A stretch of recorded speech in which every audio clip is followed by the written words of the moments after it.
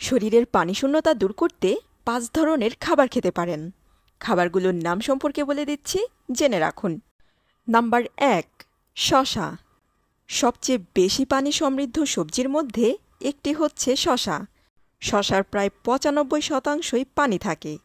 এটি কাঁচা খেতে পারেন, সালাদে কিংবা বিভিন্ন স্মুদিতে মিশিয়ে খেতে পারেন।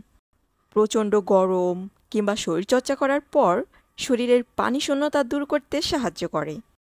নাম্বার ২, তরমুজ। সবচেয়ে বেশি হাইড্রেটিং ফলের মধ্যে একটি হচ্ছে তরমুজ। তরমুজের প্রায় ৯০%-এরও বেশি পরিমাণে পানি পাওয়া যায়। তরমুজে যেহেতু প্রচুর পরিমাণে পানি থাকে, তাই শরীরকে পানিশূন্যতার হাত থেকে রক্ষা করে। Number ৩, tomato. টমেটোর প্রায় ৯৫%ই পানি থাকে। টমেটোতে থাকা এই উচ্চ জলীয় উপাদান শরীরকে হাইড্রেটেড রাখতে সাহায্য করে।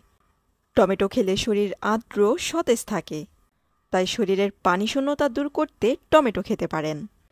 এক্ষেত্রে টমেটো বিভিন্ন ধরনের সালাদ আইটেমে, স্যুপ কিংবা তরকারিতে রান্না করেও খেতে পারেন। Number ৪, strawberry. স্ট্রবেরিতে পানির পরিমাণ প্রায় ৯১%, অর্থাৎ প্রতি ১০০ গ্রাম স্ট্রবেরিতে প্রায় ৯১ গ্রাম পানি থাকে। স্ট্রবেরিতে থাকা উচ্চ পানির পরিমাণ শরীরকে সতেজ এবং হাইড্রেটেড রাখতে সাহায্য করে। নাম্বার ৫, কমলা। কমলাতে প্রায় ৮৫% পানি থাকে, যা শরীরকে হাইড্রেটেড রাখতে সাহায্য করে। কমলার মতো লেবু জাতীয় ফল শরীরের পানিশূন্যতা দূর করার পাশাপাশি শরীরে ভিটামিন সি সরবরাহ করে।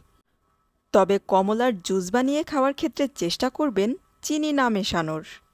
শরীরের পানিশূন্যতা দূর করতে পানি খাওয়ার পাশাপাশি এই সব খাবার খেলেও বেশ উপকার পাওয়া যায়। আজকের ভিডিও এই পর্যন্তই। স্বাস্থ্য সম্পর্কিত বিভিন্ন ধরনের ভিডিও পেতে তানিজাজ ডায়েরির সাথেই থাকুন। ধন্যবাদ।